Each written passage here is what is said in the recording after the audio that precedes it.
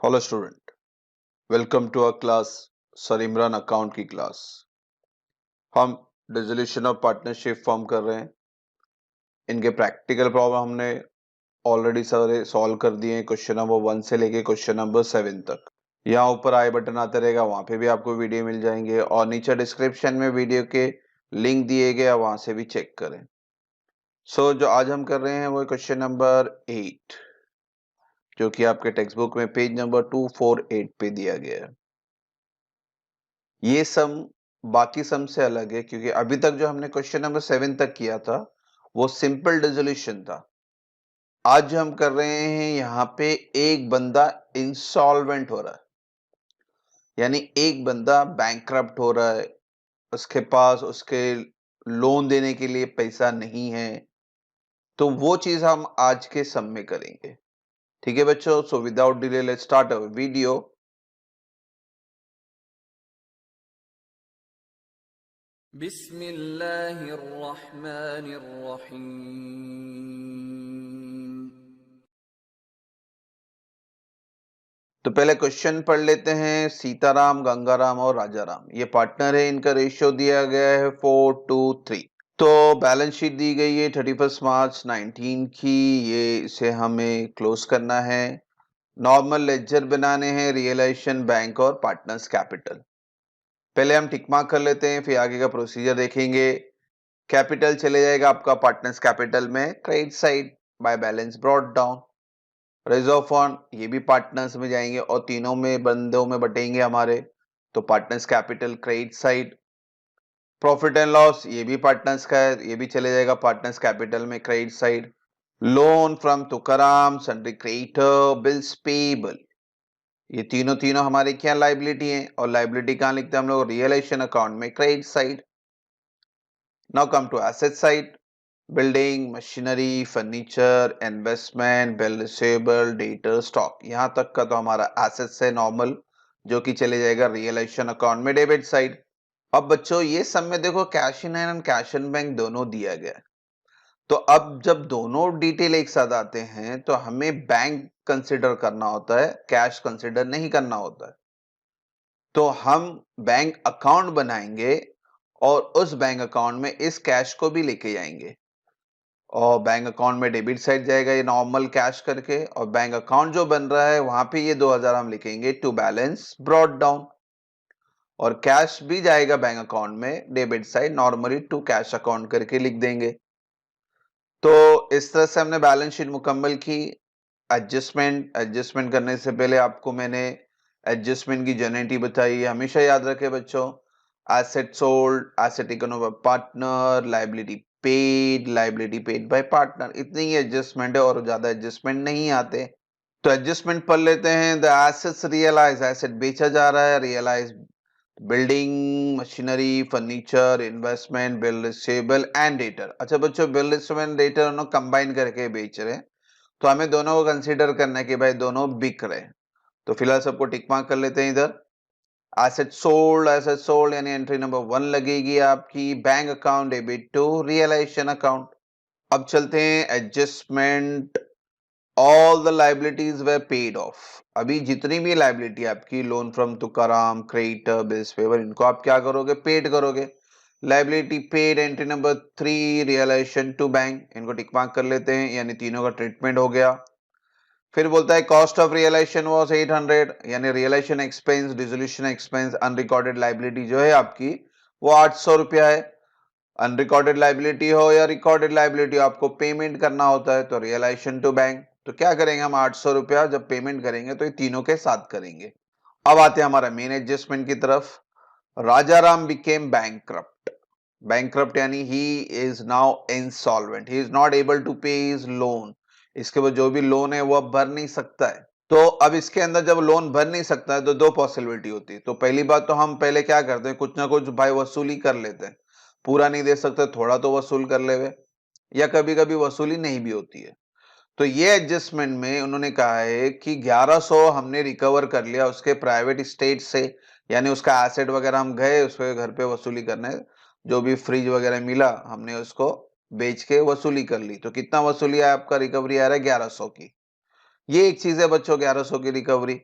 तो पैसा 1100 आ रहा है हमारे पास, तो अब रिकवरी की एंट्री यहां देख लें, रिकवरी फ्रॉम इंसॉल्वेंट पार्टनर, ठीक है, पैसा आ रहा है बैंक अकाउंट डेबिट टू, किससे ले रहे हैं हम लोग, इंसॉल्वेंट पार्टनर से, तो bank account debit to Rajaram capital.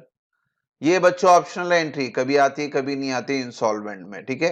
हाँ, अब जो मेन चीज बता रहा हूं उसको ध्यान से सुनना। ये तीन पार्टनर थे हमारे, सीताराम, गंगाराम, राजाराम। तो राजाराम ने जो भी उधार वगैरह लिया था, अब ये दे नहीं पा रहा है पैसा, तो अब जो रिमेनिंग पार्टनर है, यानी जो सॉल्वेंट पार्टनर है सीताराम, गंगाराम, वो इनका उधार बर्दाश्त करेंगे। तो राजाराम की जितनी भी डेफिशिएंसी होगी, यानी जितना उधार बाकी है राजाराम के ऊपर, वो दे नहीं पा रहा, उसे हम डेफिशिएंसी कहते हैं। तो इसकी जो भी डेफिशिएंसी है वो सीताराम और गंगाराम बर्दाश्त करेंगे, वो बॉन्ड करेंगे, ठीक है। तो ये एंट्री जो होगी वो बैलेंसिंग फिगर की होगी, जो मैं बात कर रहा हूं आपकी डेफिशिएंसी की। और उस बैलेंसिंग फिगर की आपको जनरेटिव भी बता दो, capital deficiency of insolvent partner borne by the solvent partner in their profit sharing ratio, that is your balancing figure। ये बच्चों बैलेंसिंग फिगर होगा जब हम पार्टनर्स कैपिटल बंद करेंगे, उस वक्त जो बैलेंस आएगा राजाराम के कॉलम में, उसे हम बोलते हैं कैपिटल डेफिशिएंसी ऑफ राजाराम। तो वो जो डेफिशिएंसी है, वो जो राजाराम भर नहीं सकता पैसा, उसकी एंट्री क्या होगी, उसकी एंट्री होगी solvent partners capital account debit to insolvent partner capital. Solvent partners यानी Sitaram account debit, Gangaram account debit to Rajaram, ठीक है। और जो बैलेंस आएगा राजाराम के कॉलम में, वो रिमेनिंग पार्टनर यानी सॉल्वेंट पार्टनर के प्रॉफिट शेयरिंग रेशियो में बढ़ जाएगा। तो ये रफ आइडिया बता रहा हूं मैं आपको, ये सम के दौरान हम समझेंगे, मगर आप प्लीज ये जनरल एंट्री याद रखें। ये रिकवरी की एंट्री है, ये हर सम में कभी है कभी नहीं है, ठीक है। मगर हाँ, ये डेफिशिएंसी हर सम में होगी जब बंदा इंसॉल्वेंट होगा। तो इंसॉल्वेंट होगा तो उसका जो भी बैलेंस होगा इंसॉल्वेंट पार्टनर का, उसकी जनरल एंट्री याद रखें, सॉल्वेंट पार्टनर्स टू इंसॉल्वेंट। तो इस तरह से हमने बैलेंस शीट वगैरह पूरे टिक मार्क कर ली है। अब बच्चों एक चीज इंपॉर्टेंट रहेगी यहाँ पे, देखो आप देखो यहाँ स्टॉक के ऊपर कोई टिक मार्क नहीं है, ना ही कोई एडजस्टमेंट दिया गया यहाँ पे। तो स्टॉक हमारे लिए क्वेश्चन मार्क है। तो एसेट्स है, क्या करेंगे अभी, अगर कोई इंफॉर्मेशन नहीं है, दो ऑप्शन है, एक तो option asset has to be sold, और दूसरा ऑप्शन में आज मैं करा रहा हूं, आप ये लिख सकते हैं, आपको एक नोट लिखना पड़ेगा नीचे। क्या नोट लिखना पड़ेगा, stock has considered as no realizable value, यानी स्टॉक हमने आपको 1 रुपया भी मिला नहीं, आपने बेच दिया और आपको 1 रुपया भी मिला नहीं है, तो ये केस में आप स्टॉक को इग्नोर कर सकते हैं, ठीक है बच्चों। तो ऑप्शन नंबर 2 बता रहा हूं मैं, पहले क्या बताया था मैंने आपको, एसेट आप अगर इंफॉर्मेशन नहीं है तो आप उसको बेच दें। बेसिकली ये फिक्स एसेट के लिए एप्लीकेबल होता है, स्टॉक क्या है, आपका गुड्स वगैरह है, तो इसके लिए कंसीडर नहीं होता। तो यहाँ पे हम अजम्पशन ले रहे हैं, और अजम्पशन कर रहे हैं तो आपको नोट लिखना कंपलसरी है। तो नोट क्या लिखेंगे आप, stock has consider as no realizable value, यानी स्टॉक को बेचने पे कुछ भी पैसा मिलने वाला नहीं है, ठीक है। तो यहाँ पे स्टॉक को हम कंसिडर नहीं कर रहे हैं। तो क्वेश्चन टिक मार्क कर लें, सब इंफॉर्मेशन डिटेल प्रॉपर लिख लें, सम के दौरान काम आएगी। तो अब हम चलते हैं सम की तरफ। फॉर्मेट देख लें, नॉर्मल फॉर्मेट ही आपका रियलाइजेशन, पार्टनर्स कैपिटल और बैंक अकाउंट। तो अब हम चलते हैं एंट्री की तरफ। बैलेंस शीट में आपको सबसे पहले एंट्री क्या दी गई थी बच्चों, लायबिलिटी साइड कैपिटल। तो कैपिटल हम हमेशा कहां लिखते हैं, पार्टनर्स कैपिटल में, credit side, because liability is a credit and assets is your debit. तो ये रूल हमेशा याद रखें। तो कैपिटल लायबिलिटी साइड है, तो लायबिलिटी साइड यानी क्रेडिट, तो यहां लिख लेते हैं बाय बैलेंस ब्रॉट डाउन 65, 45 और 7। कैपिटल के नीचे रिजर्व फंड दिया हुआ है, तो रिजर्व फंड पार्टनर्स कैपिटल में जाएगा और तीनों पार्टनर्स में बटेगा। 18,000 दिया था, तो 18,000 को आपको 423 यानी 9 होता है, टोटल रेशियो प्लस करेंगे तो 9 होता है। 18,000 डिवाइड बाय 9 करेंगे तो आपका आंसर आता है 2,000। तो 2,000 को सारे रेशियो से मल्टीप्लाई करो, 4 2 जा 8, 2 2 जा 4, 2 3 जा 6। नाउ रिजर्व फंड के नीचे पीएनएल दिया था, और पीएनएल आपको दिया हुआ 5,400। अगेन वापस से 5,400 को 9 से ही डिवाइड करना है, तो 9 से आप डिवाइड करेंगे तो आंसर आता है 600, और 600 multiply by 4, 600 multiply by 2, 1200, 600 multiply by 3, 1800। तो इस तरह से रिजर्व फंड और पीएनएल हमने डिस्ट्रीब्यूट कर दिया उनके रेशियो में। फिर पीएनएल के नीचे लिखा था लाइबिलिटीज, 3 लाइबिलिटीज थी, तो लाइबिलिटीज हम कहां लिखते हैं? रियलाइजेशन अकाउंट में। क्रेडिट साइड हेडिंग दे दे बाय सन्ड्री लाइबिलिटीज, तीनों का नाम लिख दें, तीनों को प्लस करके आप बाहर लिख दें। ये आपके टेक्स्ट बुक में जो फिगर दिया हुआ है एज इट इज हमने लिख दिया।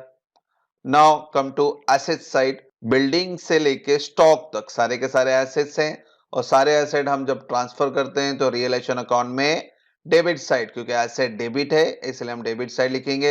हेडिंग याद रखें टू सन्ड्री एसेट्स, सारा detail as it is copy करें। Total comes to 1,59,500। अब एसेट्स के नीचे cash in and cash at bank लिखा था, हमको बैंक अकाउंट बनाना है। जब बच्चों दोनों का डिटेल आएगा तो आप बैंक अकाउंट बनाएंगे। हाँ, अगर सिंगल कैश लिखा हो तो कैश अकाउंट बनाए, सिंगल बैंक लिखा है तो बैंक अकाउंट बनेगा। जब दोनों ही एंट्री आ गई, cash in hand and cash at bank, तो आपको फिर बैंक अकाउंट बनाना है। ठीक है, तो बैंक अकाउंट में हम लिख देंगे टू कैश अकाउंट 5,500, और फिर बैंक बैलेंस था 2,000, उसको लिखेंगे टू बैलेंस ब्रॉट डाउन 2,000।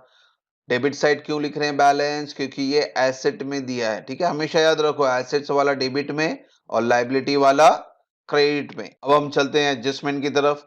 पहला एडजस्टमेंट था एसेट्स रियलाइज। एसेट्स रियलाइज यानी पैसा आ रहा है, यानी बैंक अकाउंट क्या होगा आपका? डेबिट। तो यहाँ डेबिट साइड लिखेंगे टू रियलाइजेशन अकाउंट एसेट्स, और इसका सेकेंड इफेक्ट कहां जाएगा बच्चों? रियलाइजेशन अकाउंट में क्रेडिट साइड, यहां लिखेंगे बाय बैंक अकाउंट। ठीक है, अपोजिट अकाउंट का नाम लिखना है आपको। पैसा आ रहा है बैंक में इसलिए डेबिट, और रियलाइजेशन अकाउंट में क्रेडिट। और बच्चों सारे डिटेल आपको रियलाइजेशन अकाउंट में लिखने हैं। ठीक है, बैंक अकाउंट में डिटेल देने की जरूरत नहीं, आप सिर्फ ब्रैकेट में बता दें आप सारे एसेट बेच रहे हो। तो पहला डिटेल हम लोग रियलाइजेशन अकाउंट में पूरा डिटेल यहां लिख देते हैं। आपका building 46,750, machinery 18,550, furniture 9,600, investment 10,650, bill receivable and debtor combinedly दिया था तो हमने कंबाइन ही फिगर लिखा है 20,750। तो ये डिटेल आपको एडजस्टमेंट में दिया हुआ है, तो अब ये लिख लिए हैं, इनको प्लस करके बाहर लिख लेते हैं। टोटल कम्स टू 1,06,300, और ये अमाउंट आप एक ही अमाउंट डायरेक्ट यहां लिखेंगे रियलाइजेशन अकाउंट के सामने 1,06,300। ठीक है बच्चों, और हमने यहां पे एक चीज और है, स्टॉक को नहीं लिया है उसके बारे में आपको नोट लिखना कंपलसरी है। ठीक है, यहां लिख के वापस बता दूं मैं आपको, stock as considered as no realizable value, यानी हम बेच रहे हैं तो भी हमको 1 रुपया भी मिल नहीं रहा है, तो इसलिए इसको कंसिडर करते हैं जीरो, तो हमने यहाँ पे स्टॉक नहीं लिया है। ठीक है बच्चों, फिर था हमारा all the liabilities were paid of, यानी ये जो लाइबिलिटी आपकी तीनों ये पेड करना है, और इसके साथ और एक एडजस्टमेंट दिया था उन्होंने, रियलाइजेशन एक्सपेंस का 800, तो वो भी हम कंबाइन करके पेड करेंगे। लाइबिलिटी पेड यानी पैसा जा रहा है, तो बैंक अकाउंट में आपको क्रेडिट साइड लिखना है बाय रिलेशन अकाउंट, लाइबिलिटीज खाली लिखनी है, और रियलाइजेशन अकाउंट में डेबिट साइड लिखेंगे टू बैंक अकाउंट, और सारा डिटेल हम यहां लिख देंगे। पहली बात तो ये 3 लाइबिलिटी ये लिखेंगे, और रियलाइजेशन एक्सपेंस जो एक्स्ट्रा दिया था एडजस्टमेंट में वो भी लिख लेंगे। तो 4 एंट्री यहां आएंगी, ये 3 तो एज इट इज मैंने कॉपी कर दी यहाँ पे, और रियलाइजेशन एक्सपेंस एडजस्टमेंट में दिया था 800। अब ये चारों को प्लस करके बाहर लिख देते हैं 27,400, और ये अमाउंट आप पेड कर रहे हो यानी बैंक अकाउंट से पैसा जाने वाला है, क्रेडिट में लिखेंगे 27,400, ये एंट्री के सामने लिख दें आप। तो इस तरह से आपके सारे मेन एडजस्टमेंट खत्म हुए। अब जो ये नया सम है उसके अंदर आपको पहले अगर रिकवरी दी है तो रिकवरी की एंट्री पास करें, और उसके बाद डेफिशिएंसी ढूंढेंगे। तो यहाँ पे रिकवरी की एंट्री दी हुई है, 1,100 रुपया आ रहा है, 1,100 रुपया आ रहा है राजा राम से, तो बैंक में पैसा आ रहा है, डेबिट द रिसीवर, बैंक को डेबिट करेंगे, और कहां से आने वाला है? टू राजाराम कैपिटल से आने वाला 1,100, तो बैंक अकाउंट में डेबिट साइड, और राजाराम कैपिटल में क्रेडिट साइड, तो यहां लिख देते हैं 1,100 रुपया। अपोजिट अकाउंट का नाम टू बाय यहां लिख देंगे बैंक अकाउंट, ब्रैकेट में लिख दे रिकवरी की एंट्री हमारी। तो इस तरह से बेसिक एडजस्टमेंट खत्म हुआ। अब हमें मेन चीज था राजाराम का बैलेंस उधार कितना बाकी है वो ढूंढना है। वो ढूंढने के लिए आपको बच्चों रियलाइजेशन का प्रॉफिट और लॉस शिफ्ट करने के बाद ही पता चलेगा कि राजाराम के ऊपर अभी भी कितना उधार बाकी है, 1100 तो रिकवरी कर ली, अभी भी कुछ उधार बाकी है, तो वो चेक करने के लिए आपको सबसे पहले प्रॉफिट और लॉस ढूंढना पड़ेगा। वो शिफ्ट करेंगे उसके बाद ही पता चलेगा। तो सबसे पहले हम लोग रियलाइजेशन अकाउंट बंद कर लेते हैं। तो आपका डेबिट बढ़ा है 1,86,900, दोनों साइड लिख दिया मैंने। इसको मैं आपके क्रेडिट से माइनस कर दूंगा, तो मेरा बैलेंस आता है 54,000। Bye partners capital account bracket में लॉस लिखें, सीताराम गंगाराम राजाराम को 423 में डिस्ट्रीब्यूट कर दे। 4 + 2 6, 6 + 3 9, टोटल रेशियो कम्स टू 9। तो मैंने 54,000 को 9 से डिवाइड किया, तो आंसर आया 6,000। तो 6,000 multiply by 4, 24,000। 6,000 multiply by 2, 12,000। 6,000 multiply by 3, 18,000। तो इस तरह से हमने लॉस को डिस्ट्रीब्यूट किया। अब लॉस, ये आपका जो बैलेंसिंग फिगर है, ये जाएगा पार्टनर्स कैपिटल अकाउंट में अपोजिट साइड यानी डेबिट साइड।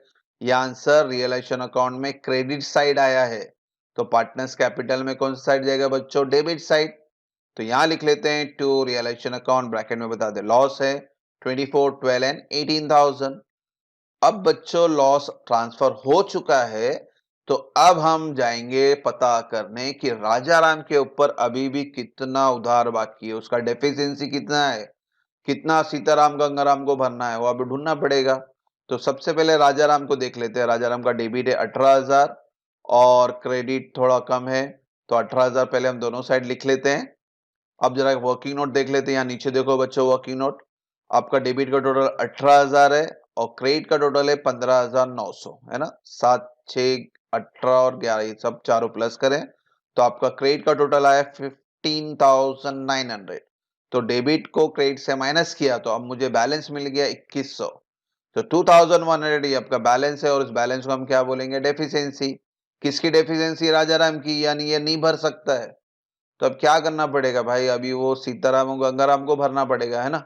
अभी 3 भाई है, एक भाई ने उधार लिया और भाग गया, तो वसूली वाले घर पे आए, तो अभी जो रिमेनिंग 2 भाई वो भर लेंगे ना अभी। तो अब वो भरने का भी तरीका याद रखे। अब वो भी कैसा भरेंगे, सीताराम गंगाराम भी कैसा भरेंगे? वो उनके रेशियो में भरेंगे। उनका रेशियो क्या था बच्चों? 4:2।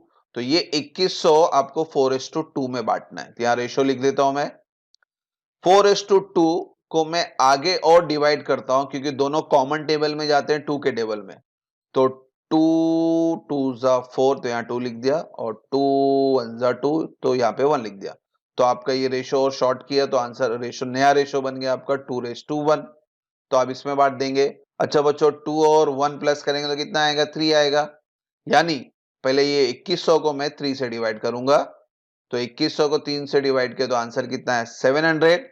ये 700 को इनके रेशियो में बांट दिया, तो सीताराम का रेशियो 2 आया था, तो 700 इंटू 2 1400, और गंगाराम का रेशियो आया था 1, तो 700 इंटू 1 दैट कम्स टू 700। तो इस तरह से मैंने राजाराम की डेफिशिएंसी निकाली 2100 की, और उस डेफिशिएंसी को मैंने उनके रिमेनिंग जो सॉल्वेंट पार्ट है उनके रेशियो में बांट दिया। हाँ बच्चों, अगर ये रेशियो आगे और कॉमन टेबल में कट नहीं होता तो हम यही रखते हैं, मगर ये कट हो रहा है इसीलिए मैंने अब लिया है 2:1। तो ये 2100 को मैंने 2:1 यानी 3 से डिवाइड किया तो आंसर है 700। 700 मल्टीप्लाई बाय 2 1400, और 700 मल्टीप्लाई बाय 1 700। यानी सीताराम और गंगाराम बर्दाश्त करने वाले हैं 1400 और 700। और इस डेफिशिएंसी की मैंने जनरल सम के दौरान बताई थी। यहां देख लो क्या जनरल है बच्चों? सॉल्वेंट पार्टनर्स टू इंसॉल्वेंट, यानी solvent partner Sitaram Gangaram debit होंगे, इंसॉल्वेंट पार्टनर टू बोला यानी क्रेडिट होगा। तो राजाराम के कॉलम में आपको क्रेडिट साइड लिखना है। क्रेडिट साइड में आपको दो अमाउंट लिखने पड़ेंगे, एक 1400 और एक 700। यहां लिख लेते हैं। 1400 कौन बर्दाश्त करने वाला है? सीताराम। और 700 कौन बर्दाश्त करने वाला है? गंगाराम। तो हमने क्रेडिट साइड लिख दिया, राजाराम क्रेडिट हुआ, टू इंसॉल्वेंट यानी राजाराम को क्रेडिट किया हमने, और सॉल्वेंट को क्या करना है आपको? अभी डेबिट करना है। तो सॉल्वेंट कौन थे? सीताराम और गंगाराम। तो ये अमाउंट अब यहां डेबिट साइड में लिखेंगे, सीताराम में 1400 और गंगाराम में 700। नाम देखो मैंने अपोजिट लिखा, यहाँ पे सीताराम गंगाराम लिखा है क्योंकि राजाराम का कॉलम है, और सीताराम और गंगाराम का कॉलम, इसलिए यहाँ पे क्या नाम लिखा है, राजाराम। अपोजिट अकाउंट का नाम लिखना है, सिंपल है, कॉम्प्लिकेट ना करें। अब बच्चों इसकी डेफिशिएंसी थी जो भी थी 1407 दोनों भाई ने बर्दाश्त कर लिए। अब लास्ट स्टेप बचता है, जो सॉल्वेंट पार्टनर है इनको क्लोज करें, इनका बैलेंस निकाले। तो अब चलते हैं, पहले सीताराम का कॉलम क्लोज करेंगे। सीताराम का डेबिट में 25,000 ही है और क्रेडिट बहुत सारा है, तो ऑब्वियसली क्रेडिट बड़ा है, तो क्रेडिट का टोटल दोनों साइड लिखेंगे 75,400। 75,400 को 25,400 से माइनस कर दे तो आपका बैलेंस आ गया 50,000। और ये 50,000 कहां जाने वाला है बच्चों, बैंक अकाउंट में, तो यहां लिख दे बैंक, और बैलेंसिंग फिगर है आपका। बैंक अकाउंट में ये अमाउंट जाएगा अपोजिट साइड यानी क्रेडिट साइड, ठीक है। अभी नहीं लेते हैं, पहले गंगाराम को क्लोज कर लेते हैं। तो गंगाराम का डेबिट है 12,700, क्रेडिट तो बहुत सारा है, ऑब्वियसली क्रेडिट बड़ा है, तो क्रेडिट का टोटल दोनों साइड लिख लेते हैं 50,200। इस 50,200 को 12,700 से माइनस कर दे तो आपका बैलेंस आता है 37,500। तो सीताराम का भी बैलेंस मिल गया और गंगाराम का भी बैलेंस मिल गया। अब ये दोनों अमाउंट बैलेंसिंग फिगर शिफ्ट करेंगे बैंक अकाउंट में अपोजिट साइड यानी क्रेडिट साइड। पहला सीताराम का टोटल है 50,000, तो यहां लिख लेते हैं बाय सीताराम कैपिटल 50,000। फिर गंगाराम का टोटल है 37,500, तो गंगाराम यहां लिख लेते हैं बाय गंगाराम 37,500। तो हमने अभी कैपिटल बैलेंस ट्रांसफर शिफ्ट कर लिया है, अब कोई एंट्री बचती नहीं है, तो हमारा लास्ट एंड फाइनल स्टेज है बैंक अकाउंट को टैली करना। और बैंक अकाउंट का टैली फिगर आता है 1,14,900। तो इस तरह से हमारा सम कंप्लीट हुआ। एक बार रिवाइज कर दूं, ये जो सम है क्वेश्चन नंबर 8, ये वन पार्टनर इंसॉल्वेंट का सम है, ठीक है। इंसॉल्वेंट में आपको हमेशा प्रॉफिट लॉस जो भी आप ढूंढेंगे पहले क्लोज करके, वो शिफ्ट करने के बाद सबसे पहला आपको इंसॉल्वेंट पार्टनर का कॉलम क्लोज करना है। उसका जो भी बैलेंस होगा वो रिमेनिंग पार्टनर में डिस्ट्रीब्यूट करना है। तो पहले आप रफ में ऐसा क्लोज कर लें, बैलेंस रफ में ढूंढें और उस बैलेंस को उनके रेशियो में बांट दें। 3 कंसीडर नहीं करना क्योंकि राजाराम तो इंसॉल्वेंट हो गया, तो बचा क्या, 4:2। 4:2 आगे और डिवाइड हुआ कॉमन टेबल में, इसलिए मैंने आगे और डिवाइड करके 2:1 किया। अगर डिवाइड नहीं होता तो आप वही रेशियो रख सकते हैं, कोई इश्यू नहीं है। तो मेरा रेशियो है 2:1, तो ये 2100 को मैंने 2:1 में डिवाइड करके आंसर लाया 700, और 700 मल्टीप्लाई बाय 2 मल्टीप्लाई बाय 1 करके बैलेंस निकाला। और वो बैलेंस आपको रिमेनिंग पार्टनर यानी सॉल्वेंट पार्टनर में डेबिट साइड लिख देना है। और डेफिशिएंसी बॉर्न होने के बाद आप फिर जो सॉल्वेंट पार्टनर है उनको क्लोज करें, उनका बैलेंस बैंक में शिफ्ट करें और बैंक क्या कर दे, टैली। ठीक है बच्चों, आज हमने क्वेश्चन नंबर 8 किया। इंशाल्लाह क्वेश्चन नंबर 9 नेक्स्ट वीडियो बनाएंगे। Hope so there will be no doubt. Thank you for watching the video. God bless you.